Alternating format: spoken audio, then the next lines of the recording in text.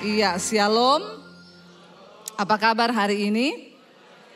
Luar biasa, karena kita punya Tuhan yang luar biasa. Saudara, puji Tuhan, saya hari Jumat malam kemarin baru tiba dari Israel. Ya, dan luar biasa perjalanan yang begitu dahsyat dan ya ngeri-ngeri sedap. Karena ya saya itu terjebak dalam situasi, saudara. Jadi grup kami ini 70 orang, grup yang tertunda dari tahun lalu. Karena pada waktu itu ada perang antara Hamas dengan Israel. Jadi grup kami karena pesawat yang kita tumpangi itu tidak bisa masuk ke Tel Aviv. Tuhan itu ajaib, saudara. Yang sebelumnya saya tuh berangkat pakai pesawat Oman. Saudara tahu kesaksiannya, waktu mau berangkat pesawatnya rusak. Jadi 6 orang memilih untuk pulang, tidak jadi berangkat karena takut. Setelah pesawat diperbaiki semalam-malaman, ya kita berangkat diputuskan besoknya. Banyak yang gak berani, katanya pesawatnya sama. Nanti kalau rusak di udara, mati semua dong. Ya, nah ini iman itu kan perlu diuji toh. Orang Kristen banyak kalau ngomong beriman, amin. Mati adalah untung, amin. Giliran pesawat rusak berangkat, takut. Waduh, kalau pesawatnya jatuh, saya bilang kan mati adalah untung toh. Ya tapi kalau gini ya namanya bagaimana ya Bu? Mundur 6 orang. Jadi saya bilang sama travelnya, kali ini cari pesawat yang aman. Pakai aja Emirates, nggak apa-apa harganya agak mahal, yang penting terjamin keamanannya. Lalu grup saya yang tahun lalu ini akhirnya dibentuklah pakai Emirates, saudara. Tiba-tiba perang Israel Hamas, kami tidak bisa berangkat karena Emirates itu embargo, dia tidak masuk Tel Aviv. Sementara tiket kami semua langsung ke Tel Aviv. Lalu di reschedule ya. Karena sudah mulai aman, kemarin-kemarin sudah aman, kita dipindah karena embargo, terpaksa dialihkan. Tetap pakai Emirates tapi masuknya lewat Jordan. Ya, masuk lewat aman. Sekalipun di aman, jangan merasa ya, di aman juga bisa tidak aman, saudara. Ya udah saudara, saya pikir kita kan cari, manusia itu suka cari, ya saya cari aman pakai Emirates yang bagus. Tiba-tiba di reschedule, saudara. Sudah semangat mau berangkat, saya lihat pendeta-pendeta sudah pada berangkat. Aman Bu, aman. 2 hari sebelum kami berangkat, keluar berita Iran menyerang Israel dengan 200 rudal. 2 hari sebelum berangkat. Ya. Saya takut, saya tanya sama travelnya, gimana ini kita reschedule? Enggak Bu, karena pesawatnya masuk lewat. Makanya jangan suka cari, Tuhan bikin tidak. Hati-hati orang Kristen yang suka-suka cari aman ya. Jadi dia bilang kalau kemarin tiket kita mungkin ke Tel Aviv tetap masih aman, kita bisa reschedule lagi. Tapi karena sudah dirubah, ya lewat Jordan, ini Emirates ke Jordan tidak ada reschedule Bu. Jadi kita harus tetap berangkat. Saya bilang sama suami, waduh baru habis diserang loh ini. Ya. Lalu berita datang, tenang Bu, Israel tidak akan menyerang balik. Puji Tuhan, saya berdoa, Tuhan berangkat enggak. Karena semua peserta menaruh imannya kepada saya. Ya, beberapa orang saya tanyain mereka jawabnya gini, ya kita sih terserah Ibu Debbie. Enak ngomong begitu ya. Coba kalau saya putuskan tidak berangkat, tiketnya pada angus semua, hilang semua duitnya. Marah-marah gak sama saya? Pasti ngomongnya itu pendeta tidak beriman. Memang pendeta itu selalu jadi sasaran. Jadi saya tuh berdoa, saya bilang sama suami, aduh dalam nama Yesus semoga ada reschedule, semoga ini pesawat ini tidak berangkat. Karena kita lewat Dubai lalu terus ke Jordan. Dirubah gak langsung Tel Aviv. Saudara, tiba-tiba dapat kabar sehari sebelum berangkat Dubai, banjir. Saya seneng, haleluya, puji Tuhan. Pasti kita tidak jadi berangkat. Tuhan menjawab doaku. Saya tanya ke travelnya, dia bilang tetap on schedule Bu, nggak ada perubahan. Saya bilang itu di Dubai penumpang ketahan 15.000 loh. Kamu jamin kita ini berangkat begini-begini. Tapi kan sampai hari ini masih on schedule. Saya mau ngomong apa? Saya bergumul lagi saudara. Tuhan tolong Tuhan. Pertama saya takut rudal. Ya. Lalu saya bilang sama suami gini. Say, aku sudah minta tanda ini. Kalau sampai sebelum kita berangkat. Ada berita Israel menyerang Iran. Saat itu juga saya batalkan. Walaupun sudah di pintu pesawat. Ini tanda yang saya minta sama Tuhan. Suami saya, ya jangan gitu loh 70 peserta nanti. Aku gak peduli. Ya pokoknya itu saya minta. Kita sampai di bandara, saudara kumpul semua senang ketemu. Saya bilang siap tanggung semua risiko ya. Ini yang mau berangkat siap mati. Yang penting ada Bu Dewi. Haleluya saudara ya. Memang kita harus menjadi tameng ya Pak Yusuf ya. Ya sudah, ayo naiklah kita di pesawat. Aman semuanya, tidak ada berita apa-apa, berangkat. Sampai di pesawat saya hidupin wifi saudara. Teman saya kirim, Bu barusan Israel menyerang Iran. Saya bilang Tuhan, kenapa begini Tuhan? Aku kan minta tanda toh. Supaya ya Tuhan kasih tanda kalau memang Israel mau menyerang. Karena ini pasti memanas lagi. Lalu teman saya kirim lagi berita. Beberapa pesawat Emirates putar balik.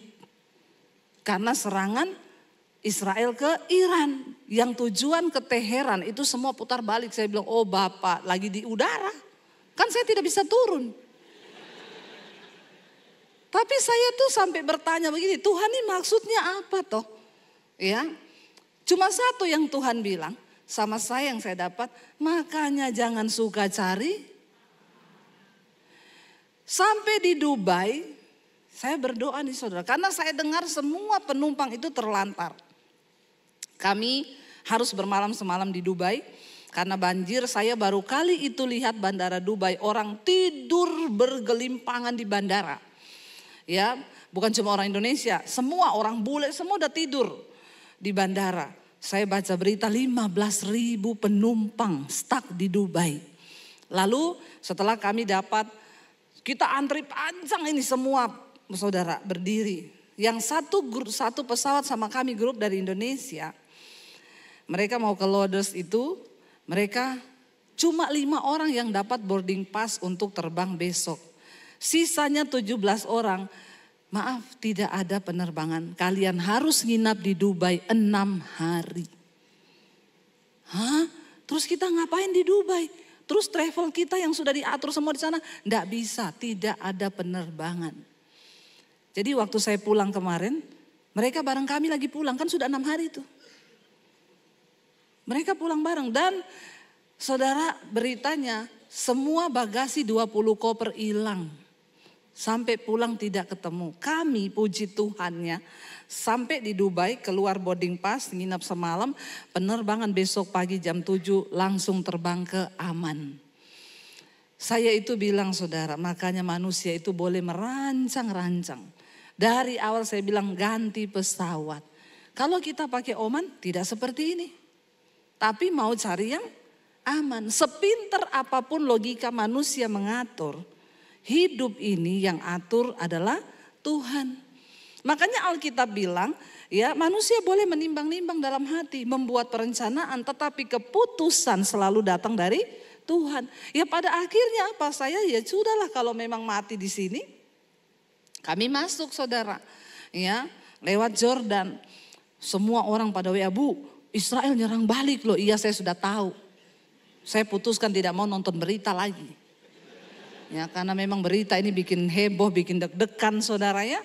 Makanya dengar firman Tuhan saja, amin. Waktu saya memutuskan baca firman, sudahlah. Bagiku hidup adalah Kristus, mati adalah keuntungan. Kalau sudah sampai di situ mau apa coba? Kan iblis udah gak bisa nakutin kita kan. Saudara, hari ini mungkin saudara juga berkata, saya juga lagi dalam pergumulan, Bu. Iman ini harus bertumbuh, saudara. Banyak orang ngomong percaya, gampang percaya Tuhan. Waktu pesawat kami rusak, di situ saya baru melihat iman-imannya orang. Ya, saya nggak bisa berangkat, Bu. Saya takut, Bu, kalau pesawatnya rusak di tengah jalan. Lalu kita jatuh bagaimana? Itu penuh dengan pergumulan. Ada lagi yang datang sama suami saya, Pak, saya enggak punya iman. Saya titip sama Pak Daniel ya iman saya. Enggak ada titipan iman, titip dolar boleh. Titip iman kagak. Sendiri-sendiri. Kenapa dalam hidup ini Tuhan izinkan kita ini mengalami pergumulan, tekanan. Saudara dengar baik. Tidak ada orang yang namanya tercatat di Alkitab, tokoh-tokoh yang hebat, yang tidak mengalami pergumulan yang hebat. Sebab orang hebat dihasilkan dari tekanan yang berat. Saudara mau jadi orang hebat? Kok enggak mau? Bertobat nih jemaat nih semua ya. Baru dibilang begitu udah enggak mau nih. Siapa yang mau jadi orang hebat di mata Tuhan? Angkat tangan. Mau pergumulan yang hebat? Aminnya ikhlas? Ya, kalau mau jadi orang hebat semua angkat tangan. Tapi giliran mau diuji imannya, ya semua langsung ciut. Tidak ada orang hebat yang namanya tercatat di Alkitab yang tidak mengalami pergumulan yang hebat. Kita baca Daniel, ya, dia mengalami pergumulan iman. Ketika Raja Darius mengeluarkan sebuah peraturan, siapapun yang berdoa menyembah kepada Allahnya, bukan kepada raja, maka dia akan dihukum mati. Daniel dipertaruhkan imannya antara menyembah Tuhan atau menyembah raja. Tapi imannya teruji. Sehari dia berdoa berapa kali? Ya, 3 kali dia berdoa sehari. Dia semakin menguatkan imannya, saudara. Lalu ditangkaplah dia. Didapati satu kesalahan, kamu tidak menyembah raja, kamu berdoa kepada Allahmu. Dia bilang iya. Karena itu kamu akan dimasukkan ke dalam gua singa. Ya, Tuhan tidak meluputkan Daniel masuk ke gua singa. Dia tetap masuk. Ada pencobaan enggak? Ada. Kira-kira Daniel takut enggak ketika berhadapan dengan gua singa? Sebagai manusia biasa pasti takut. Tapi apa yang menyebabkan imannya tetap kuat? Dia percaya bahwa hidupnya adalah milik Tuhan. Matinya pun juga milik Tuhan. Kita harus sampai kepada sebuah tujuan iman yang dewasa. Bahwa kita percaya hidup mati kita itu adalah milik Tuhan. Dia enggak takut, ya. Mati itu, saudara, bukan memisahkan kita dari Tuhan. Rasul Paulus berkata, tidak ada satu pun yang dapat pisahkan aku dari Tuhan. Apakah itu kelaparan, ketelanjangan, aniaya. Bahkan Rasul Paulus bilang, aku ingin cepat-cepat beralih dari tubuhku yang fana ini. Supaya aku bisa menetap dan diam bersama dengan Tuhan.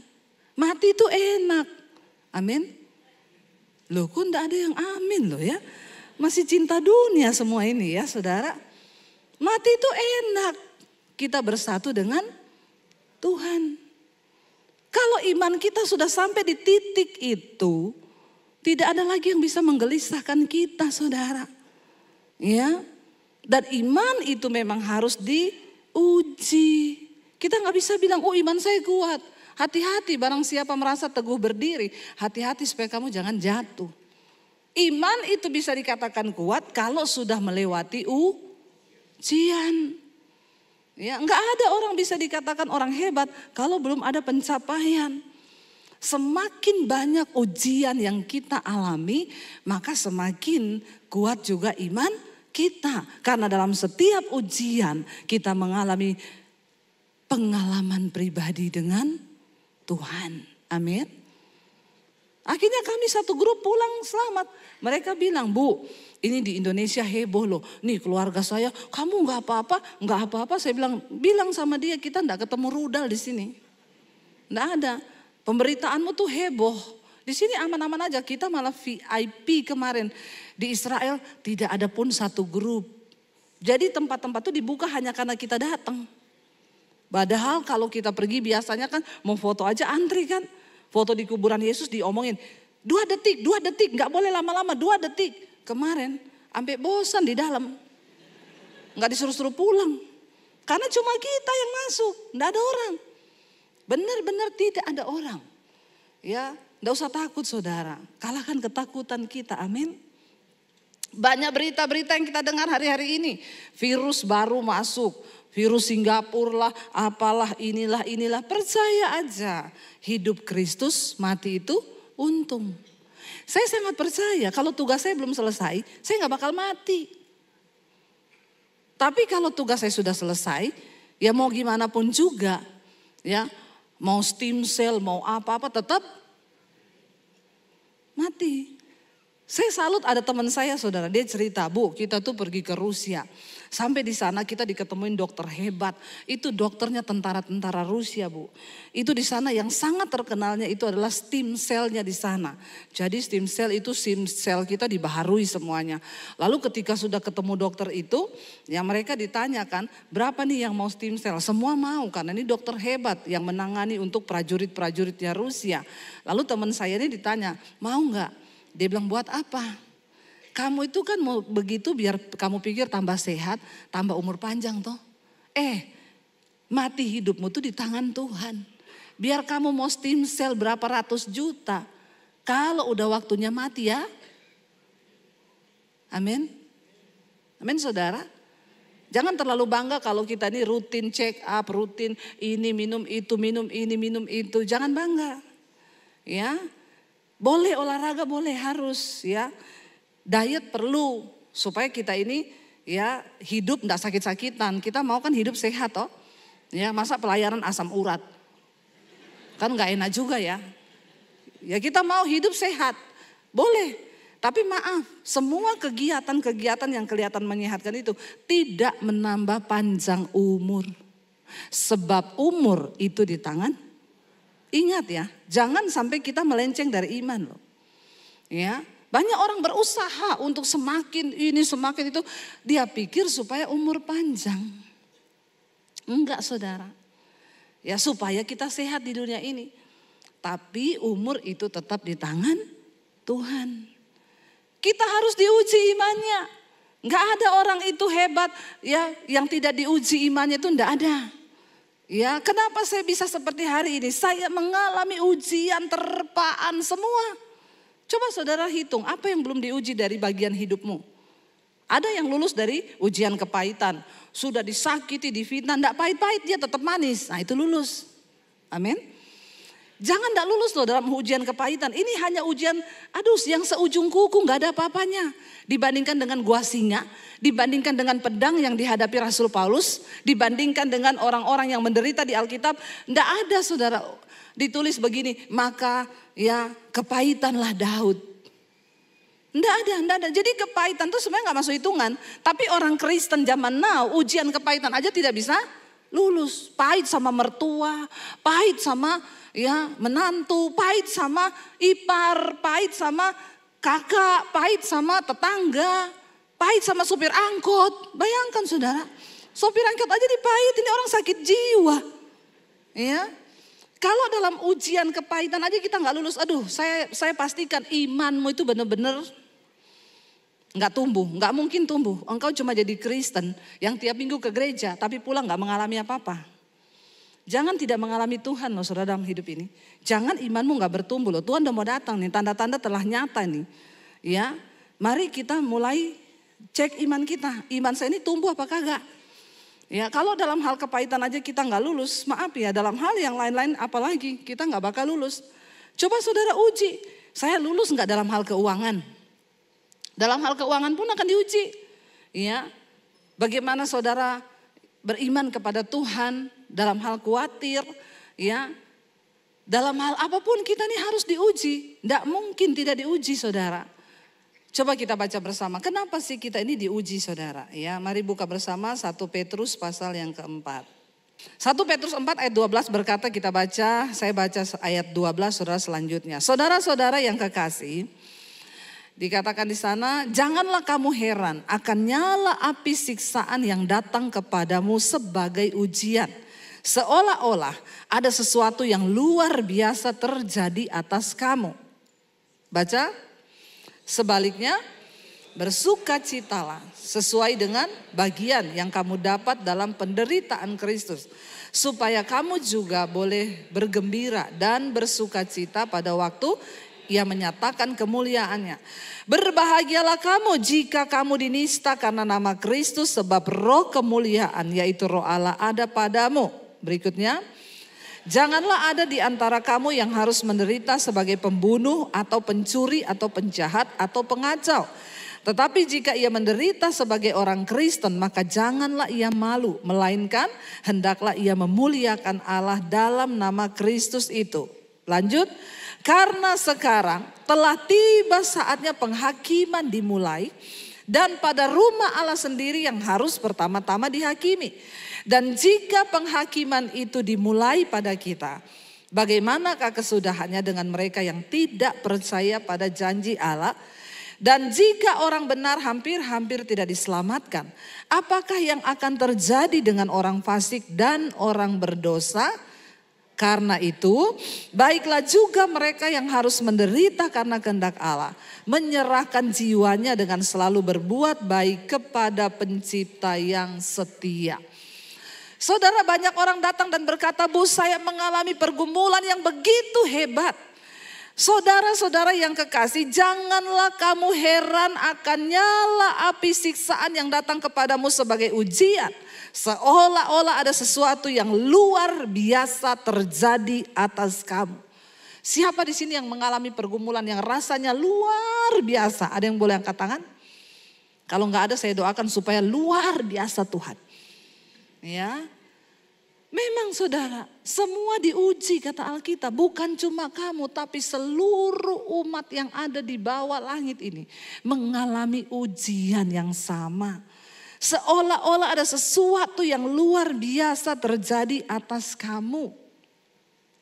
Sebaliknya dikatakan, bersukacitalah sesuai dengan bagian yang kamu dapat dalam penderitaan Kristus, supaya kamu juga boleh bergembira dan bersukacita pada waktu Ia menyatakan kemuliaannya.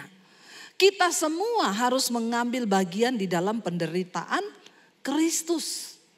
Ya, wajib semua harus mengambil bagian. Itu baru kita bisa dikatakan menjadi serupa dengan Kristus. Orang Kristen sekarang enggak. Aku mau menjadi serupa dengan Kristus dalam kemuliaannya. Jangan lupa, yang paling identik dengan hidup Kristus di dunia ini adalah menderita. Kami kemarin berkunjung ke rumah Imam Kayafas di mana Yesus ditahan di sana. Kalau lihat saudara, itu rumah di bawah itu ada satu penjara di dalam gua batu begitu. Orang yang diturunin ke dalam penjara itu tidak dimasukin dengan enak, diturunin pakai tali, ada lubang kecil di loteng. Dan orang yang dihukum itu tangannya diikat, badannya diikat, dia diturunin dari lubang kecil yang ukurannya hanya seukur badan. Dia diturunin pakai tali di situ, saudara. Lalu kalau mau disiksa, dia diangkat lagi dari bawah tuh diikat pakai tali, lalu dia diangkat lagi ke atas. Ya, saya itu di situ menangis, membayangkan bagaimana penderitaan Kristus loh waktu itu. Secara badani, hancur semuanya, saudara. Kita harus melihat penderitaan Kristus. Ketika kita menderita, ayo lihat kepada Kristus. Saya ketemu satu orang, dia mengalami cancer. Dia bilang setiap hari dia kesakitan, saudara. Tapi ketika dia mengalami kesakitan, dia membayangkan bagaimana Kristus waktu dicambuk, dagingnya tercabik. Dia nangis di kaki Tuhan dan dia bilang, Tuhan, apa yang aku alami ini tidak ada apa-apanya dibandingkan dengan penderitaanmu. Dan ternyata itu membuat dia bisa kuat bertahan di dalam pencobaan. Saya baca berita satu wanita muda umur 28 tahun kalau nggak salah di Belanda. Ini minta disuntik mati. Karena dia mengalami tekanan jiwa yang begitu berat. Kita berdoa supaya dia mengalami kasih karunia Tuhan sebelum dia Tanggal 3 Mei kalau nggak salah dia akan disuntik mati. Ya, banyak kasus bunuh diri, orang-orang nggak tahan. Satu keluarga di Jakarta yang lompat dari apartemen, anaknya diikat pakai tali, didorong saudara, anak umur belasan tahun. 2 didorong, setelah itu suami istri, dua-dua loncat dari apartemen, mati berempat. Cuma gara-gara punya hutang. Lihat saudara, dunia yang kita lihat hari ini seperti ini. Kenapa orang tidak tahan mengalami pencobaan dan ujian? Ya, mereka ini sekarang memilih untuk mati dan tidak mau mengalami perjuangan iman. Saudara, ini terjadi kalau kita ini cuma jadi manusia yang juga tidak percaya dan tidak sungguh-sungguh untuk ikut Tuhan. Maka ya kita akan mengalami sama saudara. Tapi iman itu harus bertumbuh. Ya, saya pengen kita buka Matius 13 ayat 5 dan ayat yang ke-6. Kita mau belajar saudara, ketika Yesus berkhotbah dia menyampaikan tentang benih. Matius 13 ayat 5-6 dikatakan sebagian benih itu jatuh di tanah yang berbatu-batu, yang tidak banyak tanahnya, lalu benih itu pun segera tumbuh. Karena tanahnya tipis, tetapi sesudah matahari terbit, layulah ia dan menjadi kering. Karena apa? Tidak berakar. Jadi benih firman Tuhan itu harusnya memberi kekuatan dan bertumbuh dalam hidup kita. Lalu dikatakan benih itu ditabur ya dan dia jatuh di tanah. Alkitab bilang pertama benih itu tumbuh. Waktu kita mendengar benih firman Tuhan masuk dalam hati kita nih saudara. Bertumbuh benih itu, tapi dikatakan tetapi setelah matahari terbit. Panas kan? Kira-kira di sini yang salah siapa? Mataharinya atau apanya saudara? Bukan matahari yang membuat dia mati. Karena matahari sangat berfungsi dan baik bagi pertumbuhan. Tanaman yang tidak kena matahari itu enggak berbunga saudara. Ya, tanaman yang tidak kena matahari itu tidak bisa subur. Karena proses memasak makanan itu fotosintesis terjadi di daun. Makanan tumbuhan itu bisa menghasilkan makanan kalau ada matahari. Terjadi proses fotosintesis di daun, lalu dari daun dialirkan semua makanan itu ke batang dan akar. Matahari adalah sesuatu yang dibutuhkan untuk pertumbuhan. Panas memang. Di dalam hidup ini kita membutuhkan pencobaan, tekanan, masalah untuk membuat iman kita tumbuh. Tapi yang salah di mana? Ternyata dikatakan tetapi sesudah matahari terbit layulah ia dan menjadi kering karena tidak berakar. Persoalannya bukan di matahari yang panas. Dalam hidup ini masalah boleh datang silih berganti, tekanan boleh datang silih berganti, itu diibaratkan matahari yang menyengat panas. Tapi kalau akar kita, iman kita bertumbuh dalam firman Tuhan, maka harusnya itu tidak membuat iman kita mati. Karena matahari itu sangat dibutuhkan untuk pertumbuhan. Seperti halnya tekanan. Kenapa saya menjadi kuat iman saya saudara? Pertama saya terima Yesus, langsung saya diperhadapkan dengan persoalan yang begitu berat. Antara mati dan hidup. Tapi saya bilang, kalau kamu pilih Yesus, saya bunuh kamu. Tidak main-main loh tantangannya. Setiap hari saya cuma menangis sama Tuhan. Ya, tidak ada pendeta yang menguatkan saya waktu itu. Hanya Roh Kudus yang benar-benar menjadi penolong. Saya nangis di kamar. Saya berlutut di kamar. Ya, makanya saya bilang orang kalau pergi ke Israel kemarin pada tanya sama saya. Ya, Bu, kalau berdoa itu di mana yang paling rasa hadirat Tuhan? Di kamar hotel. Bukan di tembok ratapan? Bukan. Tidak usah kau pergi berdoa di tembok ratapan itu. Kenapa kau berdoa seperti orang Yahudi? Ya, tembok ratapan itu tembok yang dibangun oleh Yahudi. Kenapa dijadikan tembok ratapan untuk mereka berdoa? Karena tempat itu dianggap tempat yang paling dekat dengan ruang maha kudus dari bait Allah yang pernah ada. Ya, saya bilang orang Yahudi berdoa di sana karena mereka menolak Yesus sebagai Mesias. Sampai hari ini mereka menangis di tembok ratapan karena mereka meminta Mesias segera datang ke Israel. Lah kalau kau ikut-ikutan berdoa di situ berarti kau juga menolak Yesus. Enggak usah saudara ya. Saya kasih pengajaran yang benar kepada orang Kristen. Ya ada orang yang aneh-aneh kan. Ngambil batu dari tembok ratapan buat apa Bu? Mau dibawa pulang. Ngapain lu aneh-aneh begitu? Ya, Yesus bilang kalau kamu berdoa, masuk di kamarmu, tutup pintu. Berdoa kepada Bapamu yang tersembunyi. Sebab Bapa yang tersembunyi akan menjawab doa dari tempat yang tersembunyi. Makanya Yesus tegur keras orang Yahudi. Kau gak usah berdoa seperti orang munafik. Kau berdoa di jalan-jalan. Menangis di situ, menangislah di rumah. Amin. Yesus berkata kepada perempuan Samaria. Nenek moyangmu berdoa di gunung mencari Allah. Kami berdoa di Yerusalem. Tapi akan datang waktunya, Yesus bilang. Orang tidak akan lagi berdoa di Yerusalem. Dan tidak akan lagi berdoa di gunung untuk mencari Allah. Karena Bapa mencari penyembah yang benar. Yang menyembah Bapa dalam roh dan kebenaran. Sebab kita ini adalah bait Allah yang hidup. Di mana bait Allah itu sekarang? Kenapa itu saudara sekarang Dome of the Rock itu menjadi perebutan antara dunia. Itu menjadi perebutan 3 agama. Ya, karena disitulah bait Allah pertama didirikan oleh Salomo. Dan Dome of the Rock itu adalah Bukit Moria. Di mana di situ Abraham pertama kali mempersembahkan korban. Itu menjadi penting bagi agama Yahudi, Kristen dan Muslim. Karena orang Muslim percaya dari situlah Muhammad naik ke sorga. Orang Yahudi menganggap itu adalah bait pertama kali yang dibangun di situ untuk mereka mencari Allah. Ya, tetapi Yesus bilang, aku akan datang, aku akan merobohkan bait Allah itu dan aku akan membangunnya kembali dalam waktu 3 hari. Itulah alasan kenapa Yesus disalibkan.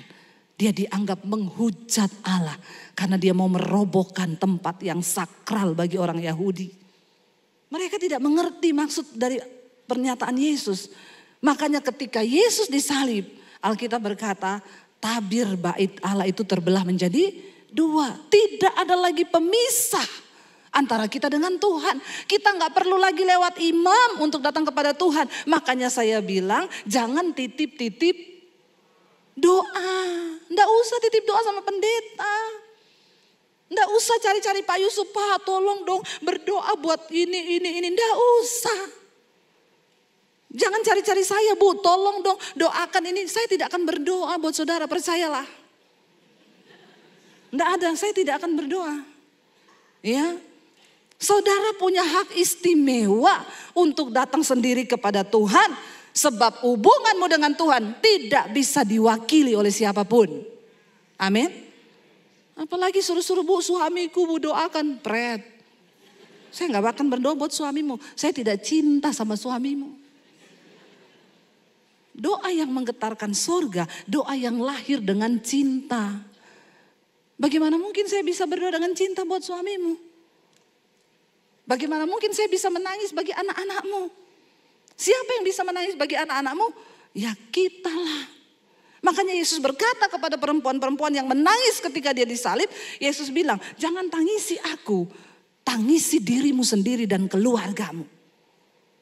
Kita mengerti kan sekarang saudara. Makanya iman itu gak bisa diwakili. Biar setiap ujian iman yang kita alami itu dikatakan di sana seperti nyala api. Tapi dikatakan dia bilang apa tadi? Berbahagia akan hal itu sebab ya engkau mengambil bagian di dalam penderitaan Kristus saudara. Ya kita baca ayat yang selanjutnya. Dikatakan di sana saudara, ayat yang selanjutnya, kenapa kita harus berbahagia? Dikatakan ya sebaliknya kita bersuka cita sesuai dengan bagian yang kamu dapat dalam penderitaan Kristus, supaya kamu juga boleh bergembira dan bersuka cita pada waktu apa? Ia menyatakan kemuliaannya. Dengan kata lain, hanya orang-orang yang mau menderita di dalam penderitaan Kristus di dunia ini yang akan mengalami kemuliaan Tuhan kelak kalau dia datang kembali. Kalau saudara gak mau menderita, saudara tidak dimuliakan. Berbahagialah kamu jika karena nama Kristus.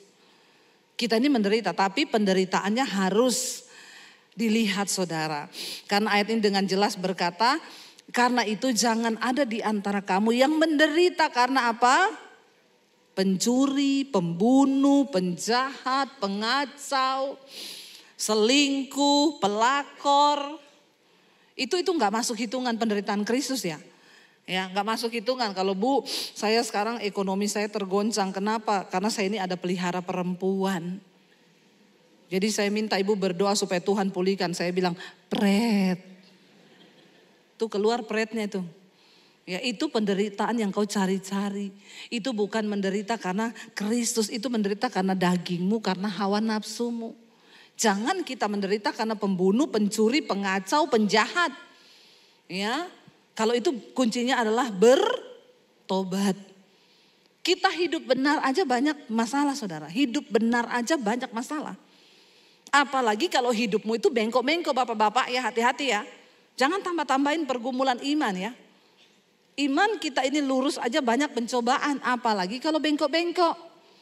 Ya, uang pas-pasan mau selingkuh. Kasihan deh lu. Ada loh yang gak tahu diri. Gak tahu diri. Ya. Bukan berarti setelah kau juga punya uang boleh selingkuh. Orang yang hidup dalam dosa itu pasti tidak tenang jiwanya. Saya jamin saudara. Karena kerajaan Allah bicara tentang kebenaran, damai sejahtera dan sukacita. Tolak ukurnya kita ini sudah ada di sorga walaupun di bumi apa. Kalau dalam hidupmu itu ada kebenaran, damai sejahtera, sukacita. Tapi saya gak punya duit Bu. Tetap sukacita kalau punya Tuhan. Lu gak ada yang ngamen loh. Kayaknya meragukan ya. Ya, saya bisa berkata begini karena saya mengalami. Saya mengalami bagaimana ujian iman kami lewati dalam rumah tangga. Tidak punya duit. Makanya kemarin saya cerita saudara. Karena ada teman pendeta yang saya ajak dari Solo ke Israel. Dia saksi hidup penderitaan kami pelayanan. Waktu dia cerita teman-temannya peserta yang lain tanya, Bu, waktu ibu menderita begitu tuh enggak kepikiran tinggalin Yesus? Enggak kepikiran tinggalin pelayanan? Saya bilang jangankan tinggalkan Yesus, tinggalkan pelayanan aja tidak ada dalam benak saya. Sekalipun aku menderita, aku akan tetap ikut Tuhan. Loh tapi ibu gak dapat upah loh, miskin kayak begini. Satu keluarga kita berlima, anak 3 naik motor 1 berlima.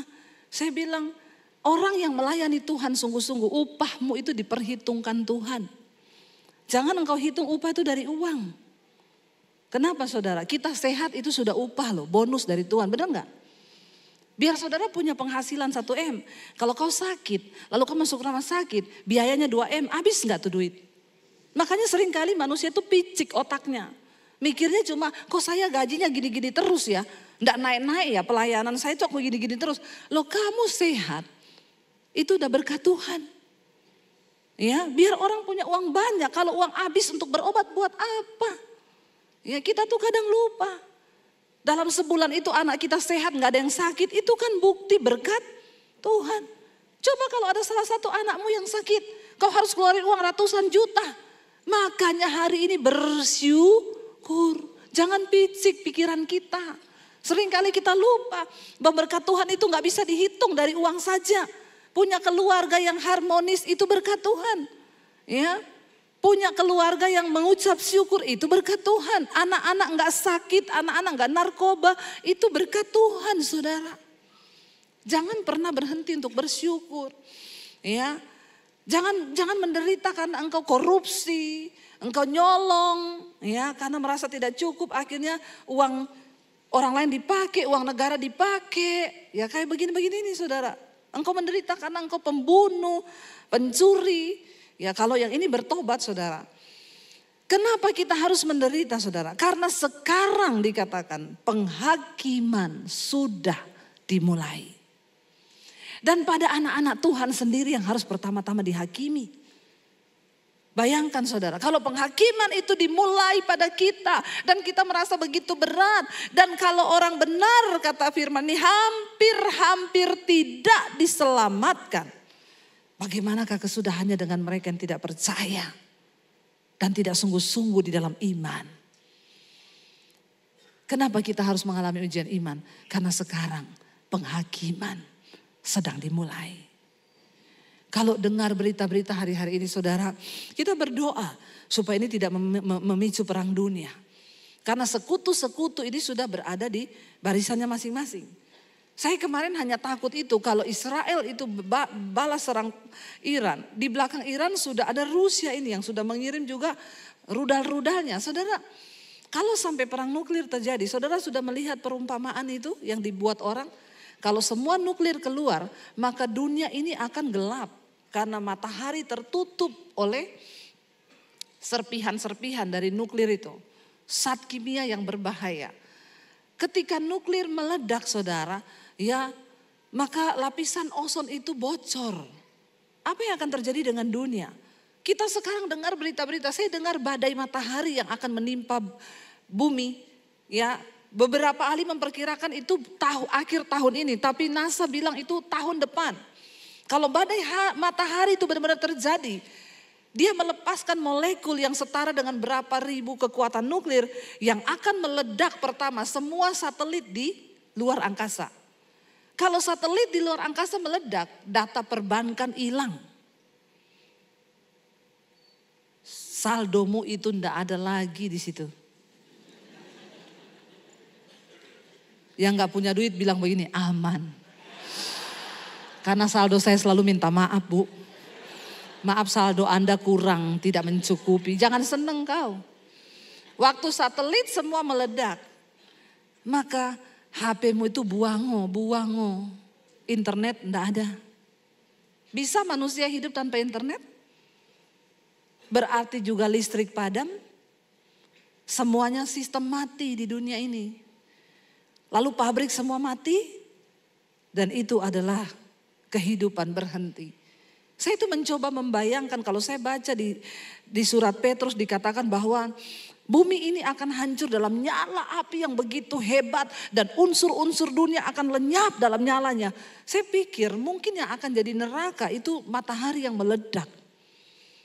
Kalau kita lihat, saudara yang pernah lihat, matahari itu kan gede banget kan. Bumi itu kan cuma secuil toh.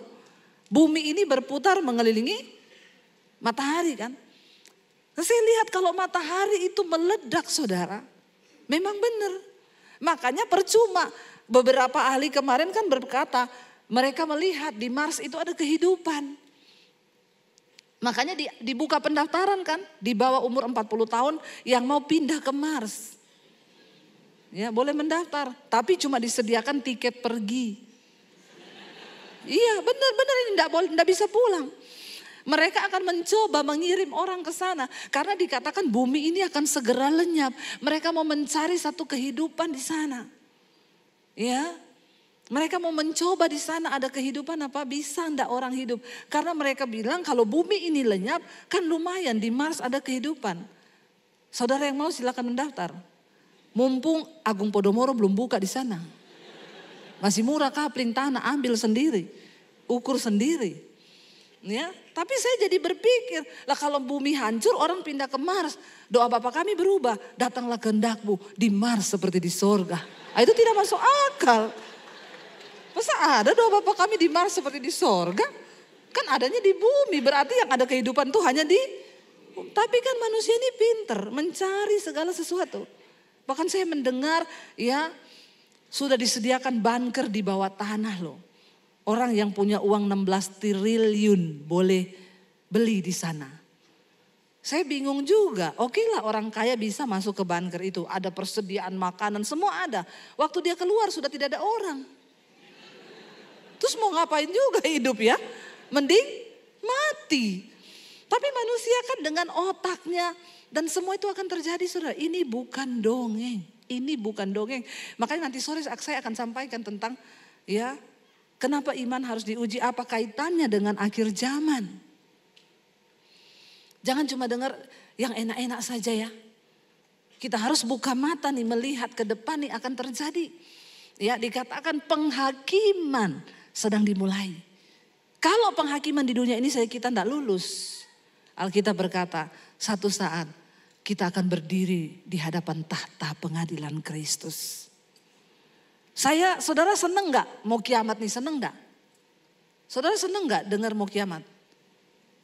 Nggak seneng saudara, pulang aja pulang. Saya seneng saudara, kenapa? Alkitab bilang kita ini anak Tuhan. Orang-orang yang mempercepat waktu kedatangan Kristus. Karena kalau tidak dipercepat, maka tidak ada satupun yang selamat. Semua binasa. Ikut dengan keduniawian ini. Kita adalah orang-orang yang mempercepat waktu kedatangan Tuhan. Mukanya biasa aja, lihat saya, enggak usah begitu, aneh. Kayaknya saya salah tempat ini. Ini gereja Kristen toh? Harusnya bilang amin, Tuhan mau datang, amin. Kita kan orang-orang yang mukanya tegang ini pasti masih banyak dosa ini. Makanya enggak kepengen Tuhan datang segera. Beresin hidupmu, beresin. Yang masih suka selingkuh bertobat. Ya, yang di rumah bapak-bapak marah-marah bertobat. Ya, ibu-ibu juga bertobat. Perbaiki diri supaya kalau Tuhan datang kita semua siap diangkat. Amin. Ngapain lama-lama di dunia kan? Di dunia udah begini. Ya, biar Tuhan segera datang. Jemput kita orang-orang yang dikenan oleh Tuhan. Saya undang para imam musik maju ke depan. Saudara, ayo, ya biar kita hari-hari ini mempersiapkan iman kita. Ya, ayo Tuhan bentuk aku Tuhan. Jangan takut dengan proses, belum mati.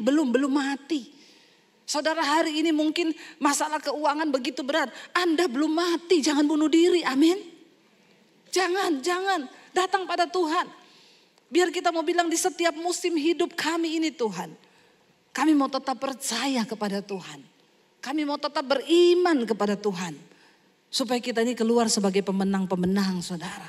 Ingat, satu saat kita akan berdiri di hadapan tahta pengadilan Kristus. Bangkit berdiri bersama. Terima kasih Tuhan. Kita naikkan pujian yang tadi.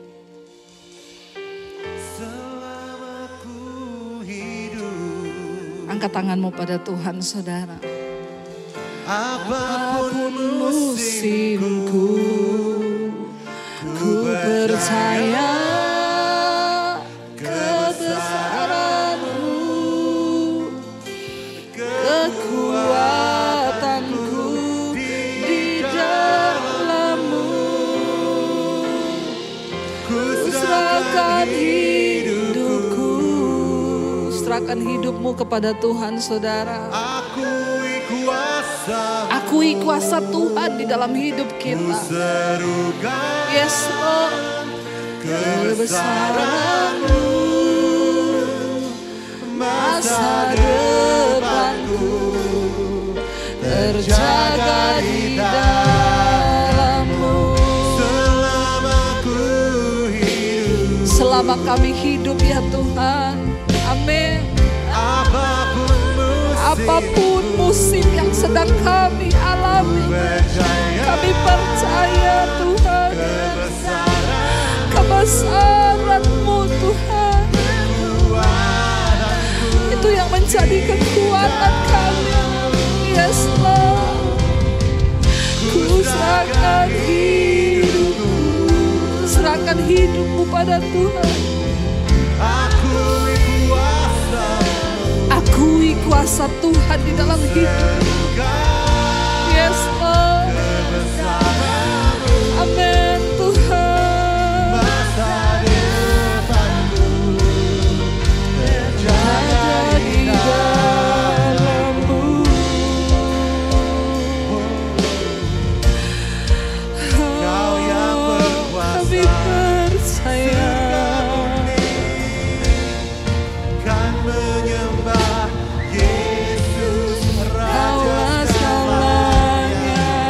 Iman katakan, yes, Engkau berdaulat Tuhan atas hidup kami. Yesus Raja selamanya. Oh, surga bumi kan menyembah Yesus Raja selamanya.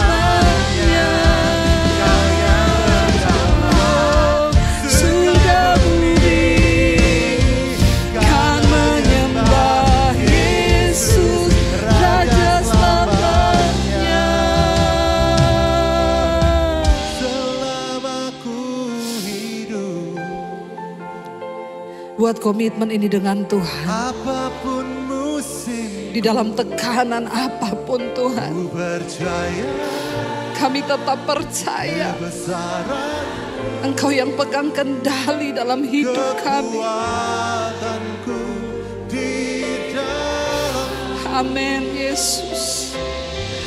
ku serahkan hidupku. Kami hanya berserah kepada Tuhan. Buka tanganmu kepada Tuhan, saudara. Akui kuasa-Mu, Akui Tuhan di dalam hidupmu. Katakan Tuhan, kami berseru. Kami berseru Tuhan kepada-Mu. Amin Yesus. Selama kami hidup Tuhan, yes Lord, apapun musimku, ku percaya kebesaran Tuhan terjadi di hidup kami. Oh, ku serahkan hidupku, yes Lord, bagi kuasa-Mu. Ku serahkan kebesaran-Mu.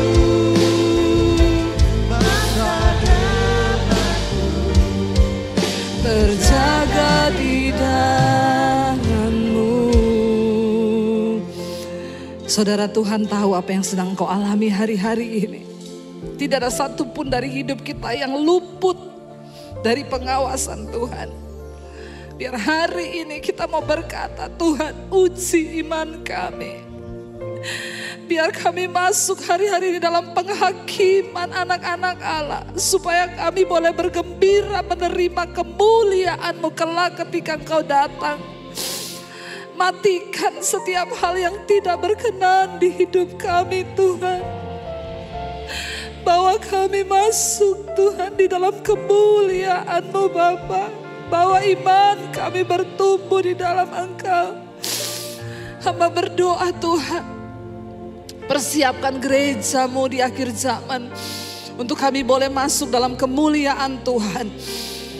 Engkau yang membutuhkan kekuatan dari Tuhan, angkat tangan-Mu saudara. Engkau melihat setiap tangan yang terangkat hari-hari ini Tuhan. Engkau melihat hari ini mereka membutuhkan kuasa-Mu, kebesaran-Mu dalam hidup mereka. Biar kami semua boleh keluar sebagai pemenang-pemenang dalam ujian iman kami. Dan kami boleh berkata, terima kasih Tuhan, karena kemurahan-Mu atas hidup kami. Kami bersyukur Tuhan. Hamba percaya firman-Mu telah selesai diberitakan. Tapi Roh Kudus akan materaikan itu dalam hidup kami. Terima kasih Tuhan. Kami sekali lagi mengucap syukur akan kebenaran firman-Mu. Di dalam nama Tuhan Yesus. Sama-sama katakan saudara. Amin, amin.